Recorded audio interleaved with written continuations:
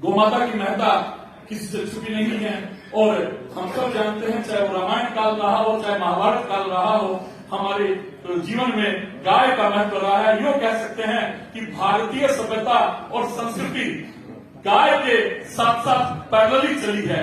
गाय और भारतीय सभ्यता संस्कृति दोनों के एक दूसरे के पूरक कहे जा सकते हैं, दोनों एक दूसरे के पर्याय कहे जा सकते हैं, दोनों एक दूसरे के साथी कहे जा सकते हैं।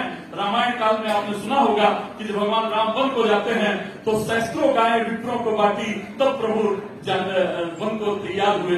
ऐसी कहानी आप लोगों ने सुनी होगी। भगवान राम वन जाने के पहले हजारों गायों का दान करते हैं ब्राह्मणों को, उसके पश्चात वन को जाते हैं। तब से हमारे जीवन में, रामायण काल से हमारे जीवन में गौ माता छाई हुई है। भगवान कृष्ण का तो नाम ही एक आप लोगों ने सुना होगा जो गो आधारित है। क्या नाम है वो?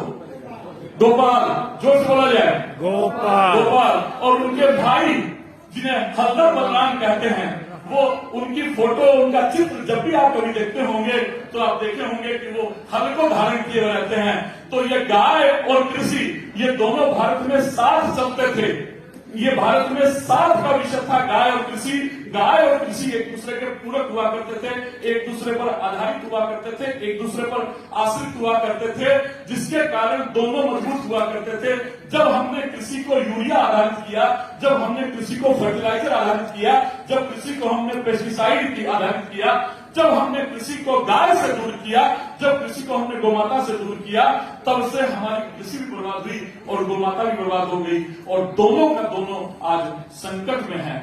और गोमाता के संकट में होने के कारण अनेक समस्याओं से भी हम लोग ग्रसित हैं। उस विषय पर थोड़ा सा हम लोग चिंतन करेंगे कि गाय के माध्यम से क्या क्या हो सकता है, कैसे संपूर्ण व्यवस्था हमारी गो आधारित है। हम जब गौ माता की रक्षा की बात करते हैं या गाय की बात करते हैं तो ऐसा नहीं है कि हम किसी अन्य जीव की अवहेलना की बात करते हैं।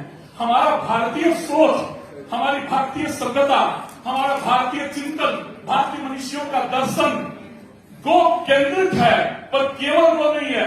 गाय समस्त जीव जंतुओं की प्रतिनिधि है। अपने भारत सरकार का, भारतीय जीव जंतु कल्याण बोर्ड का जब लोगो भी देखते होंगे तो आप देखे होंगे गाय उसमें केंद्र में है, लेकिन समस्त जीव जंतु चींटी से लेकर हाथी तक उसमें दिखाई पड़ते हैं। गाय समस्त जीव जंतुओं की प्रतिनिधि है। यहां तक कि आप लोगों ने वेदों में सुना होगा, कई बार धरती के लिए गो शब्द का प्रयोग हुआ है हमारे वेदों में, अर्थात धरती और गो भी एक दूसरे के प्रतिपूरक है। आप लोगों ने पुराणों में कहानियां सुनी होगी कि गौ माता का रूप धर करके धरती माता जाती है जब कभी भी संकट में आती थी, जब इस धरती पर राक्षसों का अभिशाप बढ़ता था, राक्षसों का